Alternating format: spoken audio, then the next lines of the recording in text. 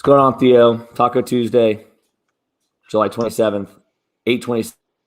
We got another draft. We got the one spot. But we're not talking the one spot yet. We're about to be on the clock. We're talking a little conference realignment, Oklahoma and Texas. What are your thoughts, Theo? I think it's awesome. I'm all for it. I love the SEC, and I love them getting two powerhouses, and I love when college football gets shaken up. So I think that there's a lot more changes to come, but it's awesome. Who doesn't want to watch, Oklahoma, Alabama on a Saturday, or, Texas, Florida? Like, those kind of games are awesome, and you're going to get some really good SEC matchups. So I'm all about it. That's our college football take for tonight. Are you an SEC guy by school? No, I went to University of Maryland, but I've been an LSU fan for a long time. Got it. Not like diehard, but I've always kind of rooted for them. And so I'll watch, LSU games, and I'm also just a college football fan, so I'll watch the random SEC game of the week. That 3:30 slot. That's it. 2:30 for you Central Timers. Ever since I had kids, the college football has kind of cut down, so I can pick my spots. So I'm usually like, one or two games a Saturday and that kind of thing. Nice. Yeah. I delightfully saw that the SEC commissioner came out. It was just like, we're going to vote on it based on the academic standards that we're all used to, and we're only going to let teams in or schools in that further the SEC's academic, development and environments. Like, okay, no, you just want Texas and Oklahoma in for the awesome football. That's it. Absolutely. It's awesome football. That's it. That's it. One reason. So yeah, no, it should it should be good, and I think it's just like a broader play and just total either destruction of the NCAA or just like these like really cool super conferences. So I'm at Florida State, so I'm kind of hoping that it's like, all right, we'll let Clemson and Florida State in next, and just call it like the Southern Coast Conference. I think people were joking about. It's like, okay, fine, let's let us in. I mean, it would be awesome. There's no reason they shouldn't be in there, but I don't think Clemson minds dominating the ACC a little more, and especially with the automatic berth. I think the ACC sounds like they might add another team or two, and this is just going to kind of keep going. Just as long as it's not West Virginia, no thanks. Let's go combine somebody from the Big Ten or something. Get Maryland back. I don't know. There you go. Yeah. Yeah, I mean, I don't think West Virginia is getting anybody excited like Texas is. All right, we're at 13 seconds till we start here, Shelly. Is there any surprises, or are we going to do the chalky correct move? Oh, yeah, chalky correct move, absolutely. That's it. But great. It's, I would have fought you a little bit if we got like the 2 or the 3. But we drew the number 1, so I think it's easy, Theo. Should we just make it easy and just keep the draft moving? Yeah, let's just take McCaffrey. No reason to slow it up. Yeah, all right. Drafting him now. 101, Christian McCaffrey. Awesome. Yeah, so I'm interested to see where Alvin Kamara goes. Actually, did he just go 2? No. Cook 2, Kelsey 3. Kelsey 3. Okay. Yeah, so Kamara's been going higher in some of these drafts in FFPC and in FFC lately. Ever since, the Michael Thomas news. People think he's going to get like the most touches of his career and, be so targeted. I don't know. I'm not really into it. What about you? God, it feels like a real crutch argument to me. I mean, I think that aside from, I can be proven wrong, but aside from like Kamara's like monster weeks in the playoffs, like I thought that he was like dying with Taysom Hill out there. Like I know that he's the only show in town, but I really thought that like Taysom Hill was like holding the entire offense back. And when the entire offense gets held back, I want no piece of it, even if you are the only show in town. That's just the way that I feel. When it comes to goal line carries, Taysom Hill may steal a couple if he's really the guy, but I can't tell if Michael Thomas is truly out. I think that, everyone was kind of jumping at it's obviously Taysom Hill now. And it's like, well, maybe just my personality, maybe it's my Florida State-ness, but I'm throwing Jameson there. It's like, okay, well, let's gunsling it. Let's see what we got. And let's throw some deep bombs. Maybe we get Deontay Harris involved on some deep shots or whoever it may be. Like, let's sling it around a little bit. And yeah, he'll throw interceptions, but maybe we luck box into a touchdown or 2 in the game. So I don't know, like hard to really tell what they're going to do. Maybe it is Taysom Hill, but I'm not just immediately vaulting Kamara up into the top 3. Can you put the draft board next to us? I don't know why it's not showing on the screen. Oh, did I just? I made it our beautiful faces. There we go. There you go. I was going to say I think it's going to be Taysom Hill. I don't think they have the weapons for Jameis now, and I think that it's going to be like ball control, and I think they're going to run like a Ravens type attack, and I think they will figure out some ways to get Kamara the ball in space on targets. I think that with the whole offseason, they've got to work on that, but they're just going to be easier to defend. So I don't know. I'm not nearly as excited to draft Kamara as I was, a couple weeks ago. Yeah. And I certainly wouldn't take him 3. Okay, so we see Devontae Adams go in the first round. Oh, yeah, movement. Yeah, movement there. This is going to start happening again. I think Devontae's locked in. It's going to be Tyreek and Devontae, and I'm starting to see Diggs in more first rounds. I think people just realize how valuable, Hill and Diggs are, and obviously Adams with those guys. Yeah, I think it was a couple years ago. Was it? Maybe it was like Hopkins, who was like really like trending into like the 4th or 5th round, fifth overall pick.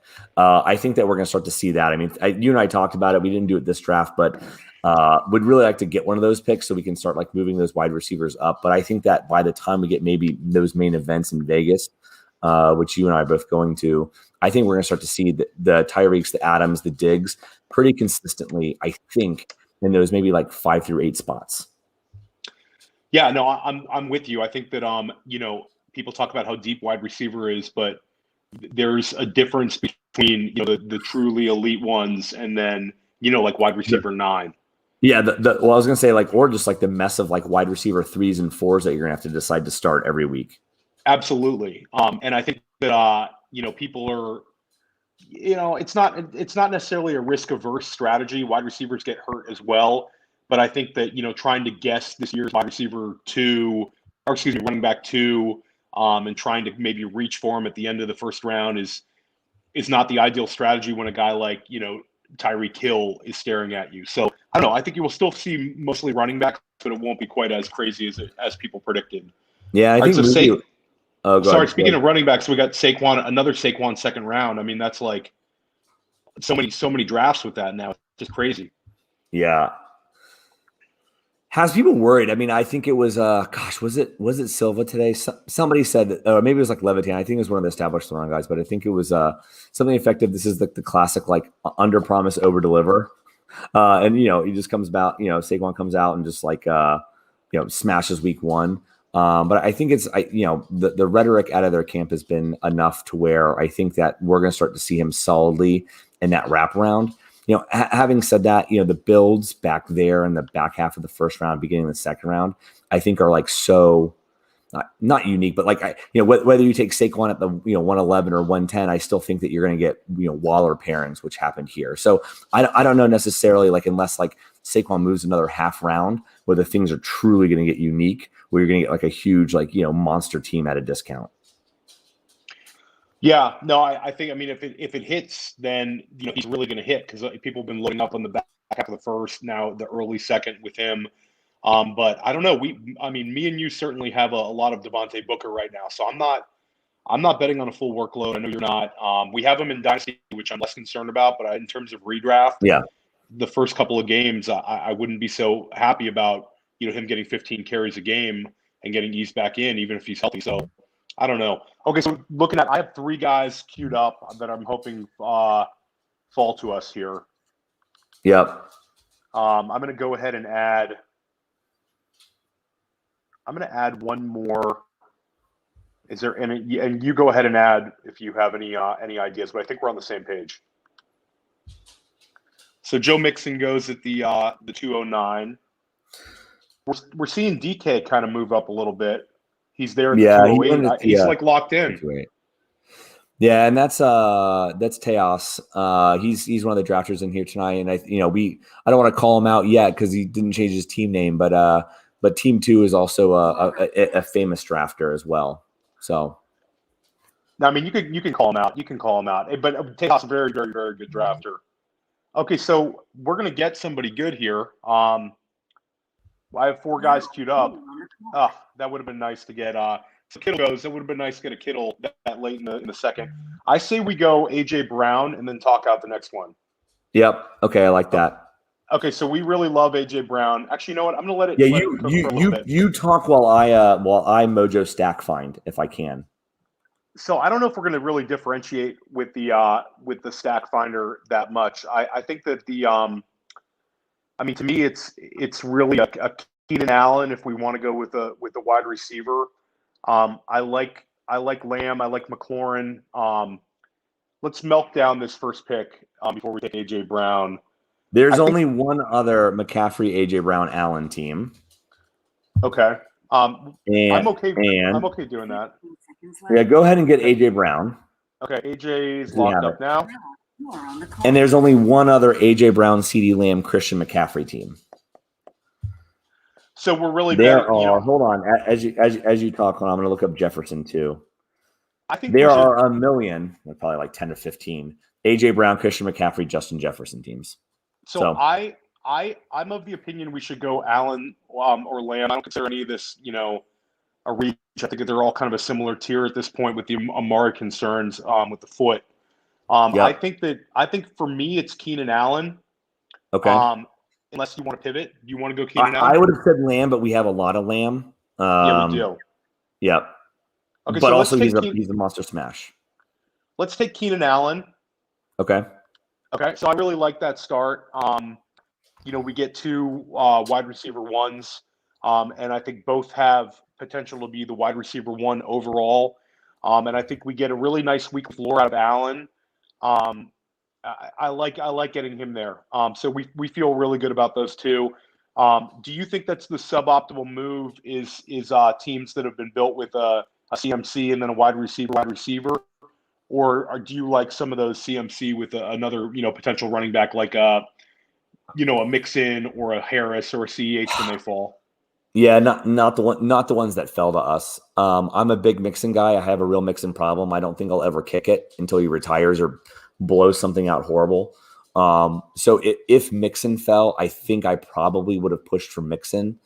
But looking at the draft board, I wouldn't say it was like a terrible fall for us. I think we're happy with AJ Brown and Keenan Allen. But I'll tell you, to have a shot, though rarely, like a DK or a Calvin or a Mixon, I think that those guys absolutely would have been smash plays. With the running backs that were left, but like the Swifts, the Dobbins, the Carsons, that's just like not a play that I'm going to do. And then of course you called it out from a tight end. Kittle not being there, I think it made it really easy to do the CMC 2 wide receiver start. Yeah, no, I agree with you. I think I find myself going CMC wide receiver. Most of the times I get the first pick. So yeah, I like doing it that way. I don't mind it if we could have gotten like a CEH there, I would have been all about it. Yeah, even like a Mixon versus one of the very top wide receivers, I still probably go with those wide receivers. One other interesting thing I keep seeing in these drafts, I feel like I'm seeing an awful lot of Kelsey, Calvin Ridley combos. I feel like that's getting more and more common. I've seen some very sharp drafters doing it. They're obviously, you don't really need to explain the appeal of either one, but it seems like there's going to be more and more Travis Kelsey, Calvin Ridley teams. Whenever Ridley's there at like the 211, he's kind of an easy pick, and Kelsey goes 3 a lot. So it's just, one of those things. Excuse me, the 210. All right, so Lamb goes, McLaurin goes. Man, I like that team that Tejas is putting together, Zeke, DK, and Lamb. I was messing around a little bit, Theo, on the Stack Finder. This is a game called Guess the Number. Pretty simple. How many Calvin Ridley, Christian McCaffrey, DK Metcalf teams are there? 332 football guys drafts have been drafted as of time of recording. Call it. So I would guess that there's more than a few because I think DK was kind of an easy pick at that 301. I'm going to go ahead and guess that there's like over 10. Yeah. No, I think that you're on the right track. I think the number surprised me. I was thinking maybe like 2 or 3.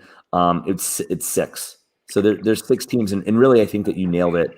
DK has been trending up recently, but I think Calvin is the one who I think that you can no longer get there. So I think that those 6 teams are probably pretty locked in to maybe, it's staying around 6 or maybe at least less than 10. I think it's a really nice start to get that. No, I agree. I agree. Okay, so we see Dobbins go, DeAndre Swift goes. I'm We got a seeing full zero RB team going on in Mon- Team 10. Montgomery's creeping up a little bit. Not necessarily in our opinion, but I'm seeing Montgomery go a little higher in some of these drafts. I saw a team go with CMC and then Montgomery at the I believe the 301, which I'm not all Golly. about. I'm not all about that at all. It's Yeah. like for me, it's wasting a CMC entry. But Yeah, yes. Yes. every year you see running backs get pushed up, and I think Montgomery's starting to get pushed up a little bit. And I don't think that Tariq Cohen doesn't really change anything for me with Montgomery. I see some people getting super excited. I think, Damian Williams, who we've drafted a few times. Yep. I always thought he was the guy that was going to get some work and kind of hurt Tariq Cohen. Now I still think Damian's going to get, some targets there. I don't think it's going to be like Montgomery not leaving the field. So I don't know about that move when he gets pushed up. But this draft is correct. He's not. It looks like he's not going to go in the third round. Man, that's a fun team. Team 11: Waller, Saquon, Pitts. I'll tell you, I think Theo. One thing that happened to me in the main event, and we're going to talk to the ship chasing guys on Thursday. It's actually only gotten worse with Cam Akers and Michael Thomas going. Like, I think the 12 spot now is going to get really just absolutely crushed with these wide receivers. Because maybe there was a chance, right, in the before times, if you will, that even if like a Hawkinson or like a Carson or a Dobbins came up, or maybe like a Miles Sanders, right, you could still maybe get like a Cooper or a Robinson, like maybe. And I just think that when you take out Cam and you take out Michael Thomas, like it takes a lot of people coming from fourth round ADPs coming up to push one of those potential wide receiver one breakouts back to you at the 12 spot. Like, I think it's almost like even more imperative to be really sharp with your wide receiver picks at 12 in the beginning rounds, because otherwise I just think it's going to dry up on you really quick. Yeah, I mean, 12's tricky, no doubt. We've had some builds we really like from the back end of the first round, but it's a great point with Akers. It just kind of changes things up. And now Michael Thomas, everything's tightening up a little bit. Yeah, like maybe you had a shot. Like maybe somebody could get pushed to you. Oh my gosh! Did you see Chase Edmonds go in the third round? Chase. Yes, and so did the chat. Chase Edmonds. Oh my gosh, that's horrible. That's just a. Well, by the way, the thing is I loved the 12 start with the Nick Chubb and DeAndre Hopkins. That was fun. Yeah, I like the Mike Evans pick a lot. I just don't understand why you have to push Chase Edmonds up there. I don't know. I'm not sure who's drafting there. I could look very wrong, but I'm going to go ahead and guess that Chase Edmonds does not return value at the 312. Well, you saw that he both bulked up and slimmed down. So, I can be swayed by Twitter reports and videos. So maybe that's the move. Maybe you just saw a report today and got hung up on it. Yeah, maybe, but I don't. I mean, Chase Edmonds in the. Chase Edmonds in the 6th round, you can kind of talk me into it, but certainly not there. Maybe a 5-12, not a 3-12. There you go. Yeah. Okay, so I've queued up some more names here. There's one running back I put in there. I know that's not our not Andrew style. Not Andrew style whatsoever. Exactly. I threw him in there. One who I think you can get behind, but let's kind of stick to the script here. We would love to go with 2 extremely high scoring players, and we don't really care about what position they are here. We're going to go with kind of the max value for our build. I go either way on these. And Theo, I just added one player, and he's such an Andrew player. He's at the bottom of our queue now, player number 5. I mean, I'm just all about that, especially if the queue dries up. I don't mind firing him off where we are, and unless I already did put him in there and use him, in which case we can absolutely move on from that, and we can talk about him if you're just so out on him. I actually took him the other night in an NFFC draft that I see my split with Nelson Sousa. I'm high on him. Yeah. Okay. Well, let's talk about him once we're on the clock, because I think he might be a decision for us. Okay. Yeah. I think maybe. Absolutely. So no real surprises here. Julio goes. So Miles Sanders we had in our queue. That was one running back that That was the running back I think that we would were have been. interested in. Yeah, Yep. that's one guy who I've been kind of warming to in this range. I just think that he's kind of being drafted at his floor. Gainwell, I'm a fan of, but the other guys I don't think are anything. No. I mean, the one thing that, just it's such as life now, Theo. I'm staring at Darrell Henderson, or Darrell Henderson, whichever it is. I mean, his ADP has already moved way up in this app. Dead in the face. We're not taking him, but I'm just like so shocked to see how far he has moved up here in the last week. Yeah, he's a guy that yeah. He's never had more than 15 carries in an NFL game, and he's never had more than 50% of their rushing attempts in an NFL game. So, the Rams have never given him more than 50% of the rushes or more than 15 carries. So, he had a couple of running back 1 weeks. I think he might have had 3 of them where he was a running back 1. But I don't know. It's I don't know how much of a workload he can handle. You could talk me into him a little later, but I would not want him in this range. I mean, he's like the perfect, everyone's been making the joke because everyone's doing the dead zone content. But I mean, he's like the reason you skip the dead zone to me. He's like the test case for that. No, I agree with you. Okay, so we're coming up. We're in the hole here.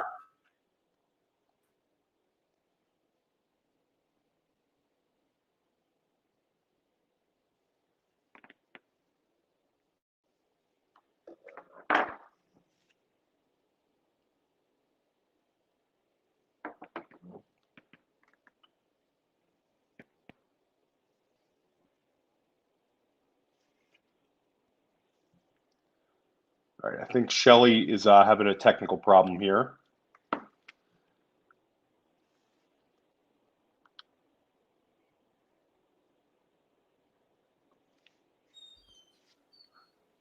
Shelly, you back? Am I back? Yeah, Hello. It froze up. Are you there? Let's go. You are on the clock. And we're on the clock. So DJ Moore for you is a no-brainer. I know you want to take him. DJ Moore is a no-brainer. Okay, so let's hold up on even putting it in and just kind of talk out the next guys. We have a little time.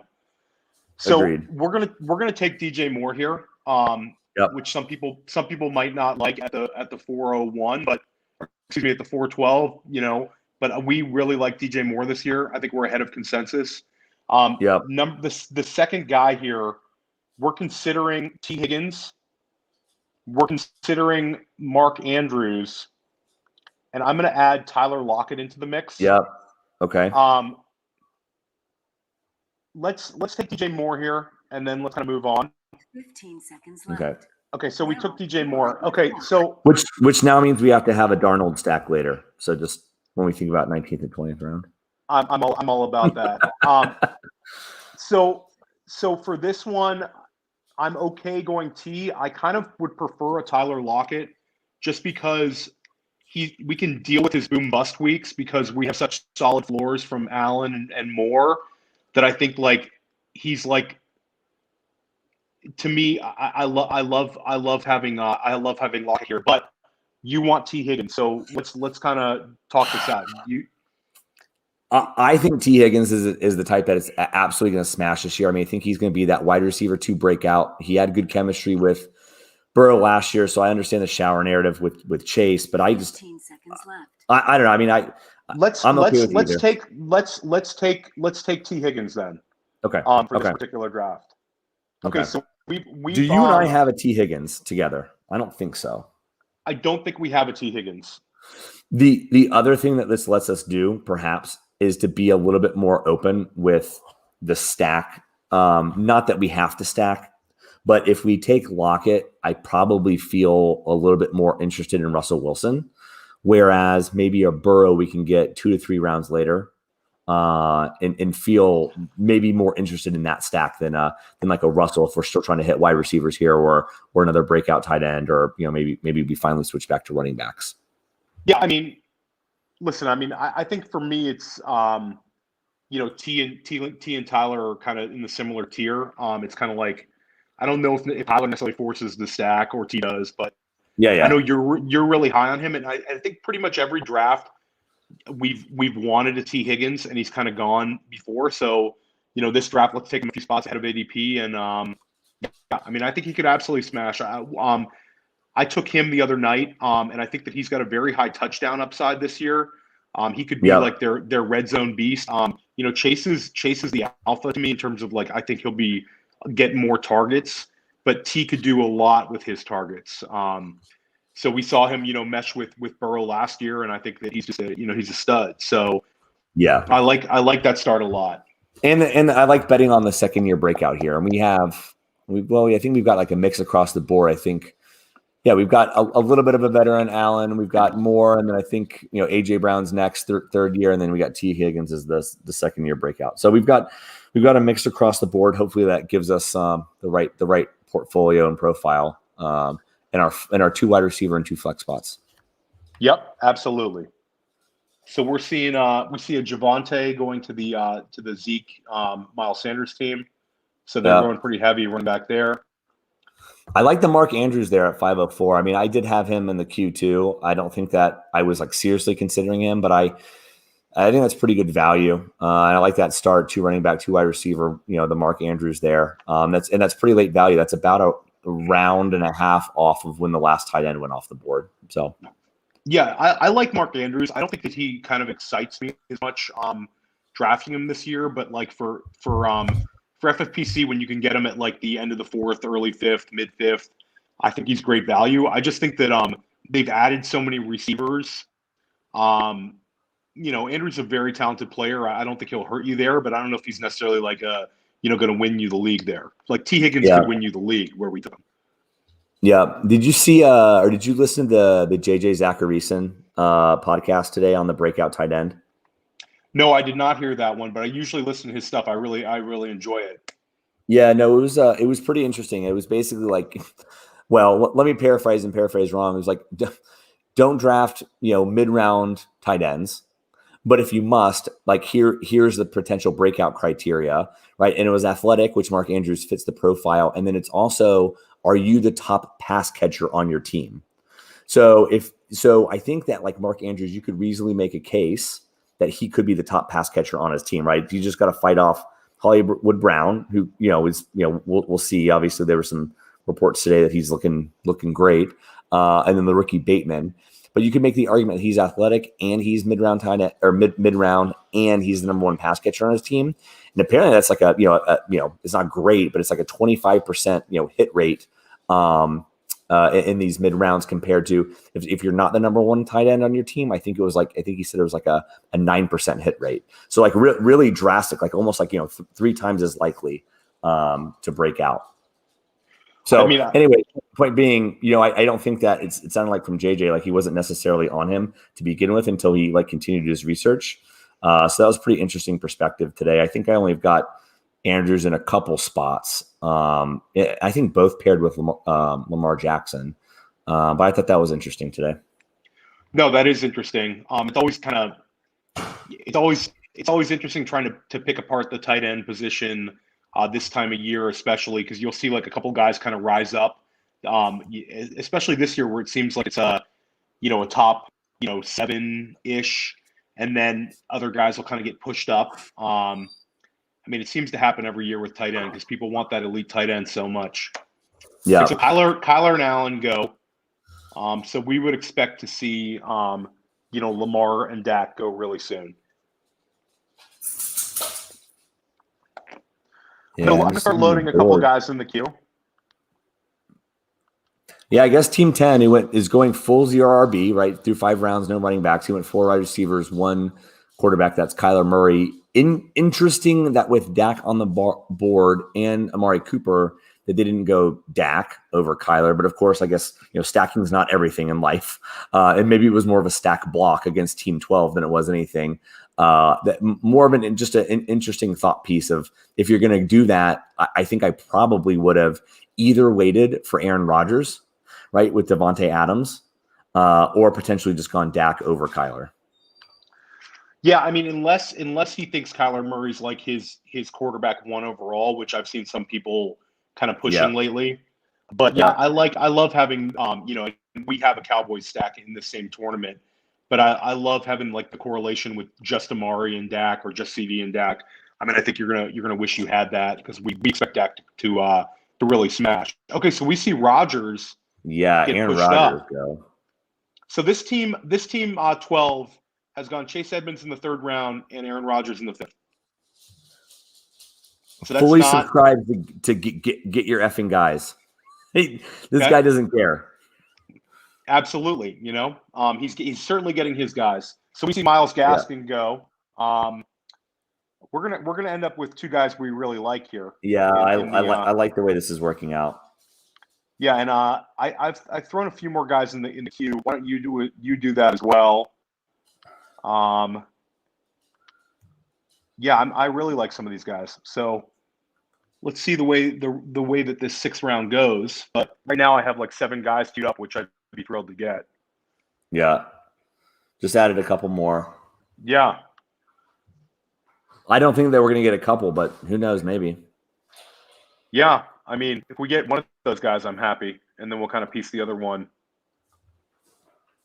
Yeah, so James Robinson, that's pretty high for Robinson lately. I mean, I have Robinson as an 8th rounder in this tournament twice.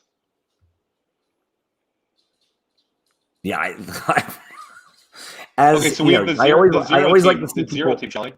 Sorry to interrupt you, but let's see which way Team 10 goes. Shout out to Josh McAtee. He takes his first running back. He goes Kareem Hunt. Okay, good value there. Yeah, that's a good way to. I like that build actually a lot with his 4 wide receivers and Hunt. I think that's a dangerous team right there. Yeah, that's basically like that main event team, Theo. I did the 4 wide receivers, and I think I did Dak and Hunt. So yeah, that main event team you had is very nice looking. It's wide receiver heavy, but it's got some studs on it. So I'm excited to watch you talk it out. That's 2 nights from now, right? Yeah, Thursday afternoon. You got to go based on the big dogs availability, and they're just like, yeah, we can't do nights. We're overbooked. So I was like, okay, well, whenever you guys can do it, we'll figure it out. Yeah, no, I'm interested to see you guys talk it out because they had some similar ideas that you did in the 11 hole. So it'll be interesting to see how often you snipe each other and whatnot. Question for you, Theo. We ask the question all the time. Has the hate gone too far? Josh Jacobs, 604. I mean, I think like if you draft him at the 604, it's not gonna hurt you. Yeah. I just think that he's like, the upside to me is capped. They added Kenyon Drake. Drake's going to get some targets. I think Jacobs is like a kind of like a purgatory player where I think he's gonna score enough points that you'll look at him and say he's not a bust. But I think he kind of lacks that upside. So Noah Fant just went, which is one guy I had in our queue, which I'm a little disappointed. I would have liked to get Fant.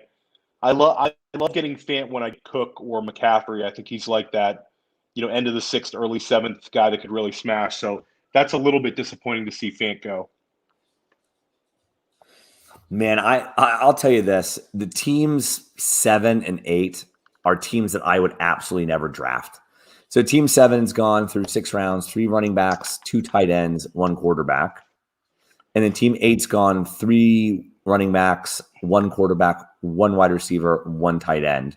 And just through 6 rounds, I mean, we said it all the time, like wide receiver, like we get that there's a lot of names that we like, but then you're just sitting in this wide receiver 3, wide receiver 4, like dumpster fire, and you have no idea who's going to break out. There's going to be injuries, and like it's just going to be an absolute mess.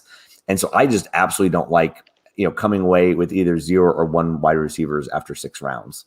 It's going to feel good. You're going to feel here in, what are we, July? Like, hey, I know I can start a roster, but it's absolutely not something that I think that when it comes time for championship weeks or, team points and explosion, that, people are going to feel good about. Yeah. No, Theo, Brandon Ayuk went. Drives me crazy. That I would have loved to have smashed him. Yeah. That's your guy. It's our queue is dried up a lot. Here I am dumping on people and just, I'm getting railroaded. So. I'm going to guess that you're going to see Jerry Jeudy go right here because the person drafting 2 really likes Jeudy, but we'll see. Yeah. All right, leave us something here. Literally anything. Leave us somebody that we used to like or barely like. Now, Okay, so 4 o'clock. Trey Sermon was in our queue. Yeah, I want to take Michael Carter with one of these two picks, sure. who I think makes sense to go with the CMC, and it's kind of guy that we like his upside. So why don't we take Carter? But let's kind of talk out this next pick. I think we build upon our strength at wide receiver here. Yep, agreed. And we take an additional wide receiver. I just want to look at the optimal I like play the here. idea of the So, wide receiver 2 breakouts. I like either Judy or Claypool. okay, so I'm okay going with Jerry Jeudy here. I think that Yep. I think we go Jerry Jeudy and Michael Carter. Yeah, I think that makes it easy. Why don't you want me to just lock them both in? 15 Yeah, I'll just throw out. There's take Michael Carter. Okay, so you took Carter. Okay, Yep. so I'm just before we put the play in for Jeudy. You want to go with a big upside guy? I'll just throw out Juju here as like a bounce back, and the fact that we have 4 other wide receivers. If Juju comes back and smashes, he could be like, a really, really strong pick for us here. If he stays wide receiver 20, he still could. I just think that Judy is maybe more exciting, but having a Juju share here with CMC and these 4 wide receivers could be really, really a big payoff. But listen, if you want to go, I think we can get. and go, I think we can get 80% of Judy's floor later, and I'd rather shoot for the moon and have extreme upside. So okay, so take Jerry. I'm between Judy and Claypool. Let's take Jerry Jeudy. Okay. Okay, cool. Jerry Jeudy. Done. I like that. Okay, so that was not as much of a smash at the 6-7 as we could have had. I think a lot of our cube just kind of dried up at the end, but that's kind of always how it is at this point in the draft. And when you look at it, Theo, if you look at that 6th round, which we're sharing the screen live on YouTube, there were what it took the first 8 picks of round 6. There was absolutely no yellow, and so like in terms of like sending somebody back to us that we would want, I really thought that we were going to get there. And then, bam, bam, I think because you're on Odell Beckham too. The second we start to going yellow, Odell Beckham goes, and then Brandon Ayuk goes. And it's just like, as you said, not as big of a smash. I think if we had gotten either one of those at that 6-7 turn, I think that we're feeling, great. As opposed to good. I think feeling good. So. Yeah. And I would have liked to have gotten Trey Sermon right there. Yeah. But I think Carter's like, to me, Carter might have a safer floor, but I think Sermon certainly has a higher ceiling. If Sermon gets that job, I mean, it's going to be a pretty loaded offense, and he seems like the kind of guy that could be a league winner. To me, Carter's the kind of guy that I think he's going to sneak into as a running back too, but I think he's kind of capped by his offense a bit. But I mean, I'm bullish on Carter, and certainly a guy who should get some receptions. And I think that he's the most talented back there. So, I like getting Carter in the early 7th. So, at the 6-7 turn is fine. I was during Dynasty draft season. I was talking to Austin Martin, not to brag, but I was just like, hey, I don't want to get stuck holding the bag on Michael Carter. I kept saying this to him because we were talking about I was like, I'm not getting stuck holding the bag. I don't want Michael Carter. I don't want Michael Carter. I can't trade back even a couple spots because otherwise he's gonna be the only one left. And then I think once he falls to Austin, Austin takes him. He goes, well, that's who I was trying to trade up for. So once I hear that from Austin, I'm like, okay, maybe it's not getting caught holding the bag.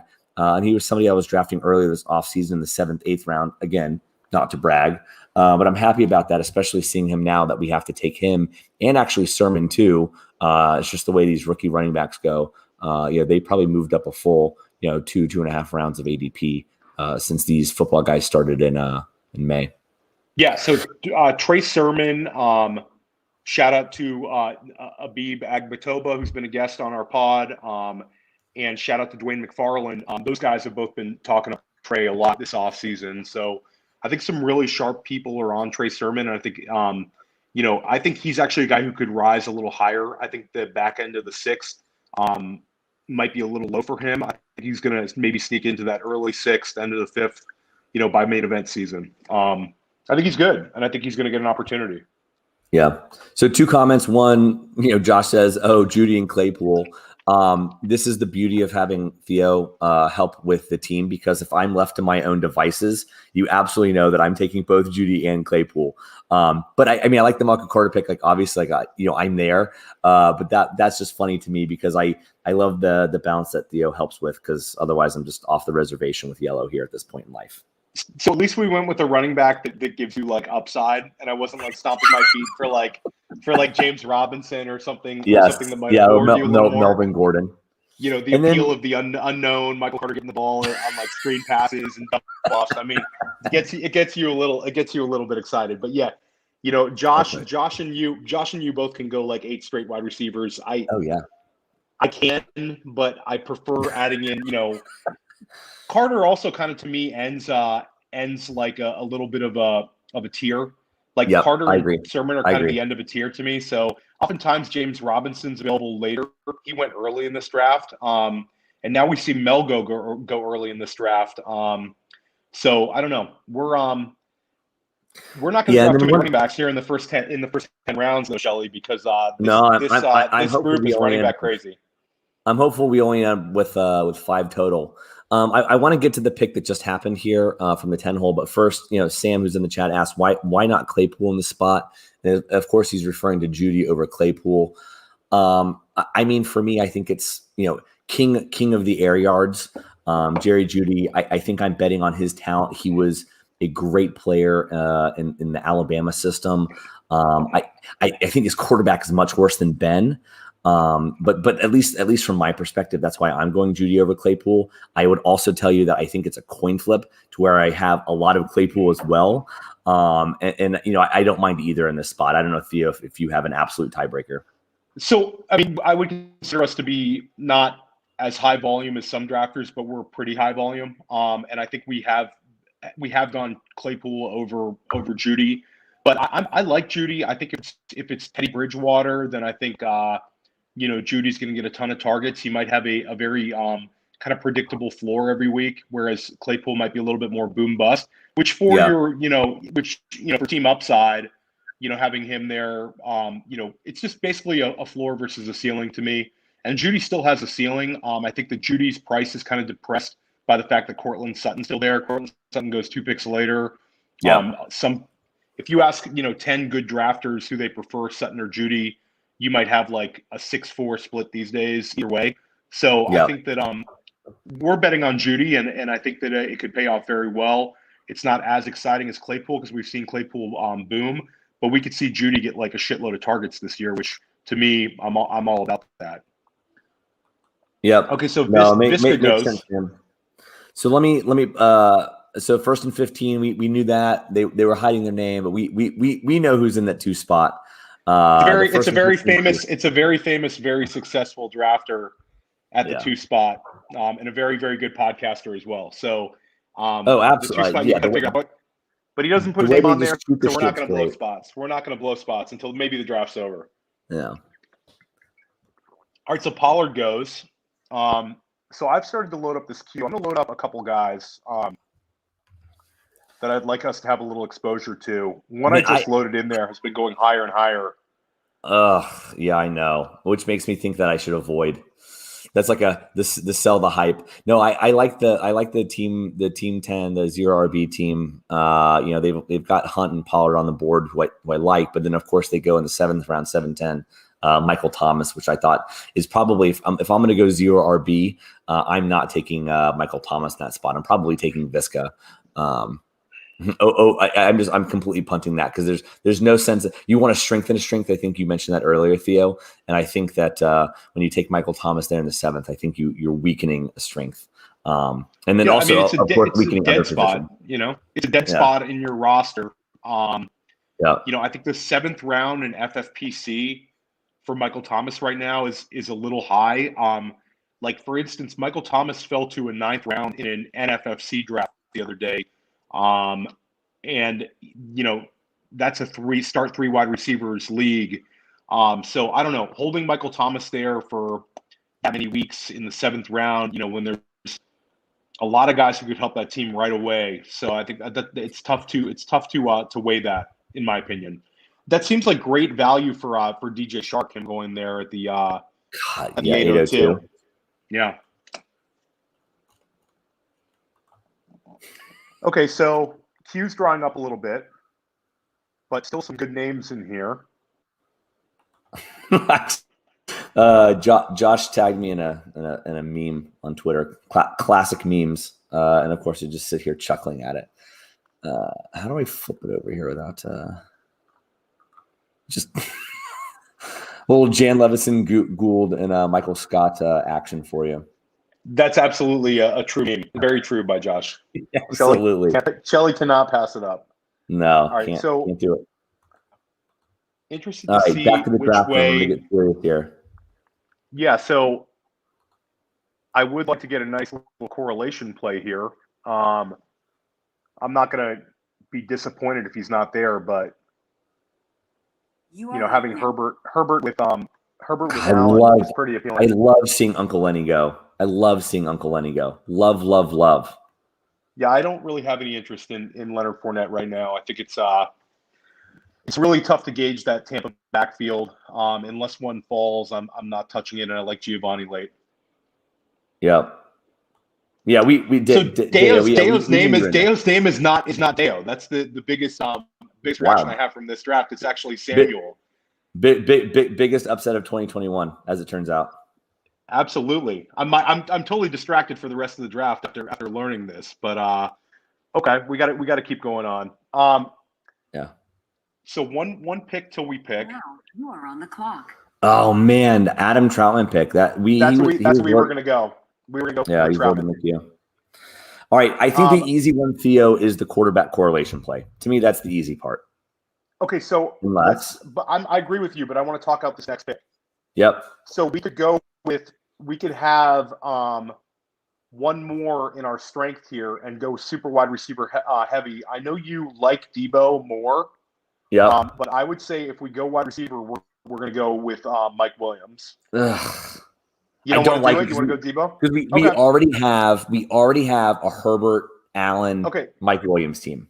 So I'm all about Herbert. I'll throw out one more upside guy. Yep. That has become very appealing to me is AJ Dillon. Oh, yep. I loaded him earlier. I like that idea. I'm of the opinion that we go AJ Dillon here because it gives us a very, very high upside running back if anything happens to Jones. And with our build, I think if Aaron Jones goes down, like AJ Dillon is going to absolutely smash now that Rodgers is back. And I think, early 9th round Dillon, I might not have done, a week and a half ago, but now it just seems like let's grab it. So I will go Samuel if you want to go with a wide receiver, or let's go Dillon. I prefer Dillon here. Okay, let's go Dillon, but I'm putting us on the countdown timer for running backs. We've got like two, maybe three at most left. I'm all about not having too many running backs, and I think that having 3 in the first 9, with this build, we were already always going to be kind of like light on total numbers of running backs, but this kind of gives us a little more flexibility where the next few rounds we can concentrate on tight end and wide receiver. And I love getting Herbert there in the 8th round. I mean, having Herbert and Keenan Allen is a great correlation play. I have it quite often, and we also have a Herbert, Austin Eckler, Mike Williams, Keenan Allen. That's right. The full stack. That's the reason for my overreaction at the Mike Williams play is because I think that we're already heavily levered up there, and I don't. Not saying this is a reach for it. Like we were able to build that from the back end of the draft and not have to reach at all to get that done. So I just think that we already have one in the bag. Why make another move when we don't need to do that with a CMC team? I actually think that was that one we picked in the back half of the draft. We actually took Herbert earlier than this. We got Herbert at the 802 or 803, I think, with that team. Yeah. Okay. So this is a little later. Okay, so Mike Williams goes a pick later. I like Williams. I'm starting to get more and more shares of him right around this range. But you're right. We didn't need to force it, especially with having, our 5th wide receiver already. We can get kind of selective and get our guys. And I like having Dillon here. Dillon like we Yeah, talked I about, do too. it's upside. And so this is a fun team. This team, if it hits, it's going to really, really hit. Yeah. And I just love the ability that we're not gonna have to worry about those, flex spots. Like the AJ Brown, Allen, DJ Moore, T. Higgins, like the second we're done with the draft, I'm just gonna slide all those into the starting lineup for week 1. It's gonna feel great. It's gonna feel awesome. But the first thing I we will do. say we were going to take Adam Troutman there with one Yeah. of these 2 picks. So that's a great pick by first and 15 over there in the 2-hole. Troutman is kind of ascending ever since Thomas went down. I think he's going to get a lot more targets than people are expecting, and I think he's going to start being locked into these 8th rounds of FFPCs. A couple weeks ago you could have got him a little later, but now it looks like he's going to be an 8th rounder. So I'm a little disappointed we didn't get a Troutman share right there. And shout out to Theo, says Abib is on the Mike Williams train with him. So Deo's been on that for a long time. People are starting to get wise from Mike Williams. He's going to have a real role there. And, we've already seen the guy have double-digit touchdowns before. So, I think that's absolutely a possibility that he has double-digit touchdowns again. Yeah, Theo, we're just here to give you we're like the first and 5. We're just here to give you the preview of what's going to come on first and 15. Look, that's it. Deo's in the chat. You listen to us because you want the preview of what you're going to listen to later. Because they were on the Troutman, they were on the Mike Williams. He wants us to shut up about Troutman, so we'll shut up for today. But hopefully we will be quiet about Troutman. Yeah, but hopefully you guys chat about him a little bit more later this week. So we're starting to see the 3 wide receivers that we had queued up. Theo, we had Mike Williams, Michael Pittman, Deebo Samuel. I think that we obviously knew here in the 9th round those guys weren't coming back to us. They went off early here in the 9th. But we got Herbert, we got Dylan. We already had 5 wide receivers on the board, so I think that we feel good about that. No, absolutely. There's a number of wide receivers. We also kind of like in the next tier of wide receivers. We're never going to get them. Like as well. We're never going to get those guys. That's just the way my life works. Okay, I'm going to cue both of them in 2 of your favorites.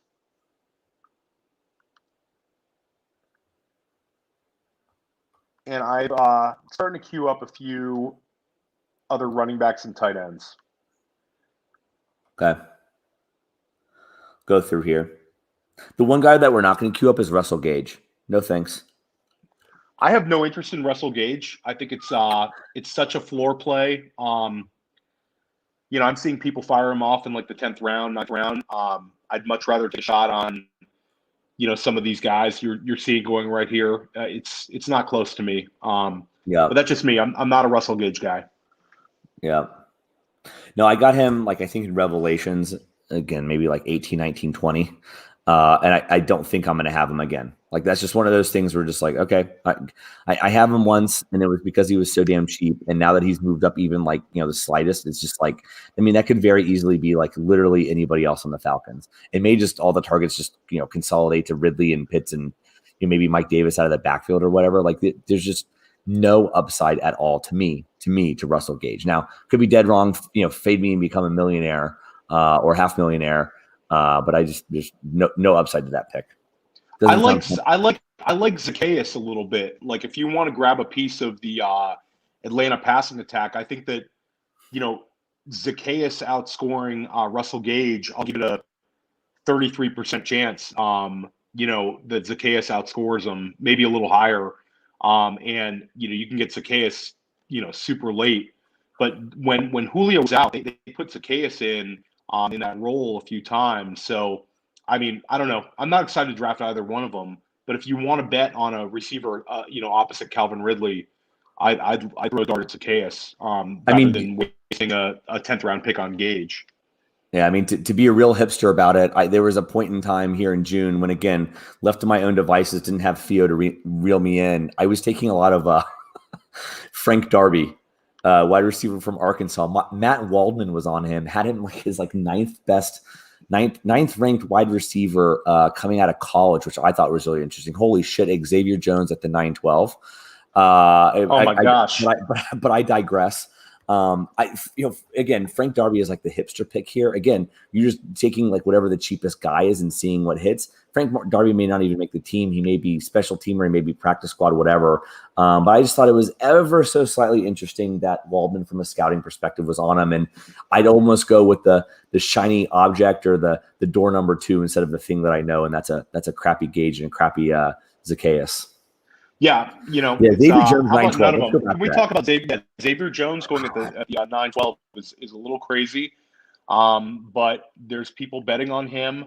Like we talked about, Henderson's never had more than 15 carries, and he's never had more than a 50% rushing attempts. But Yeah. I'll say this, like the Xavier Jones, if you take him here at like the 9-12, like I think he'll be the number 2 back behind Henderson. If I had to bet money on it, I'd bet on Xavier Jones winning that, but I don't think it's like a slam dunk sure thing. No. So I think it's a little, even if you're fading Henderson, I don't think that's an optimal move. Even if you really think Henderson's going to fall flat on his face, I would wait a little bit on Xavier Jones and you don't want to push ADP on a guy that, people are not beating down the doors to get Xavier Jones. So I don't know. It's a weird one to me. I mean, that's one of those things where, like, I took him in the main event because I was more or less on the clock. I think I was like 2 or 3 picks away when the Henderson news hit, and I don't think the guys in front of me really needed a running back. So I did grab him he was like wide receiver like 70 or wide receiver running back 70 something. So I was like, okay, this is like free anyways. But you could easily convince me, Theo. I think to your point, even when I was on the clock, I was talking to you, right? It was like, well, could this be Jake Funk? It's like, yeah. Could this be like literally any street running back? Yeah. So why do the 7 rounds, 8 rounds of ADP jump on him?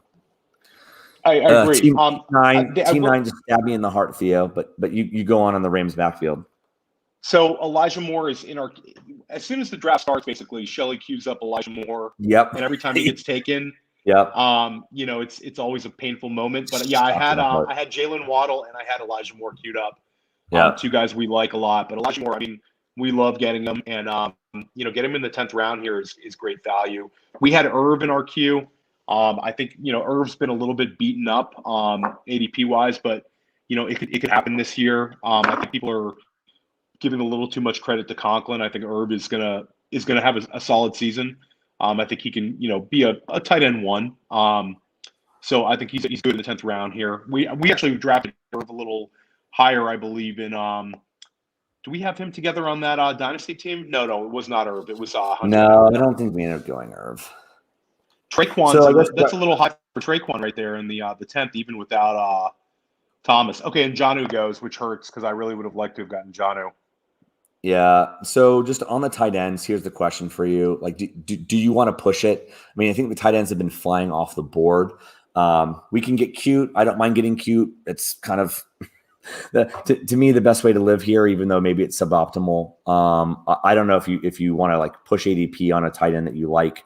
I know that you and I both like one guy in particular. I just add him to the queue. We take him in every draft. So if you listen to these other ones, you know exactly who we're talking about. I don't want to ignore the fact that there's a complete run here. Now you are on the clock. Yeah. I don't want to get left holding the bag because sometimes, and then also we've now been sniped 3 times, or excuse me, 3 times by first and 15 Abib. We wanted Troutman, we wanted Trey Sermon, and I had Jamal Williams. I would have loved to have gotten him there. So very good drafting as expected from the 2-hole in this draft. Shelley, I don't know. I think taking a tight end might not be the worst move here. I'm Hunter Henry or Gerald Everett. So I agree with you. Gosh, I don't want either of those guys here. I know. I think it might make sense. ADP on him. This is my least favorite part of the draft. Okay, so let's take Hunter Henry, which might be a little early, but we both like him, and I wouldn't. He would have been gone by the next pick. One guy that will be gone is a wide receiver that I like. He's number 3 in the queue. Is it too early? I think it's a little early. I don't think we need to force that. I think. Yeah, but what value do you like? What value do you like? I think going back to the tight end well is the optimal move here because I think it's the way that the draft has been going. I think it's going to really dry up by the time we pick again. We can go wide receiver though. If we go wide receiver, I say we differentiate because we have a lot of Rondale Moore. I think if you want to go wide receiver, I would go Mooney, or I would go tight end here. There's not a running back I want to push, so I would go tight end, or I would go Mooney. All right, you make the call. I don't like either of these options. Okay, so let's take Everett, who I know you like, and let's lock up tight end, and this gives us flexibility. Okay, so I hated this spot of the draft. Hated.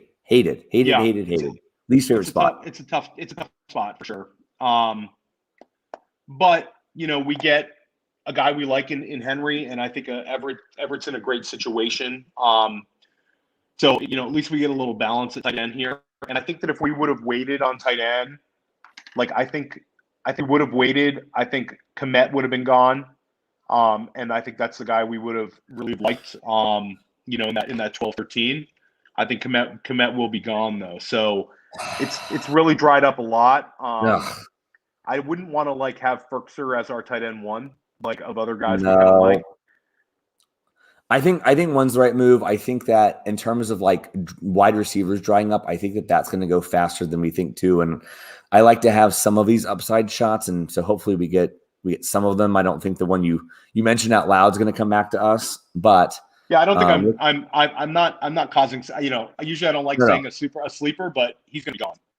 Yeah, and I think looking at the board, maybe us going double tight end, maybe pushes some of these guys who've got some of the singles to go another one here. And it did. So team 3 started with Kelsey. They ended up going Evan Ingram here. I don't know if that's because of us. Maybe we take credit. Maybe we don't. But then I think it's kind of the point. It's kind of the point in the draft where we had Ingram queued up. It just, he doesn't excite me like he used to. It's kind of like drafting it doesn't ever make it exciting, but in this format, it's kind of like, ugh, I'm in the 11th round, I'm going to take Evan Ingram, or in the 10th round, I'm going to take Evan Ingram. You're never excited about it, but you can talk yourself into it. Everett, I think it's kind of like Everett, if he's the number 3 target in Seattle, Eskridge has been a little banged up, and he's a rookie. Everett could have a sneaky role, and I think that Everett, getting a guy from in-division, one of your in-division rivals, now Everett gets over to a team where there's no Higbee. Everett could see a lot of snaps and a fair amount of targets. I think he could beat ADP.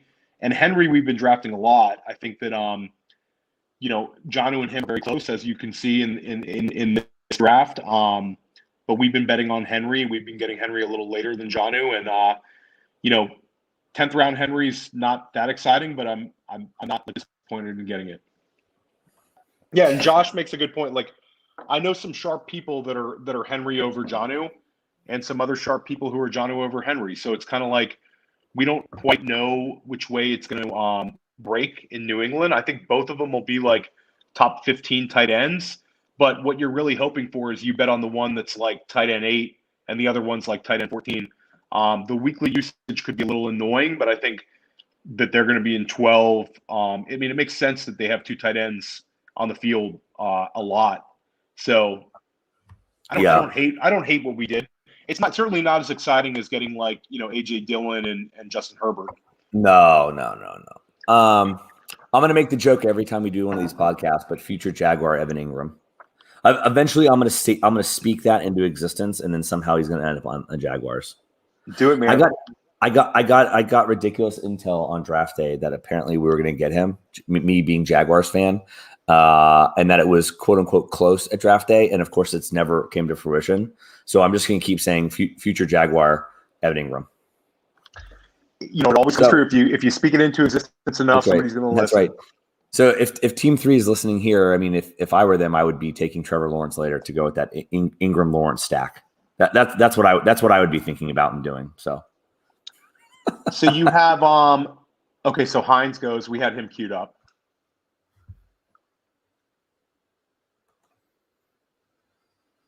Let's see.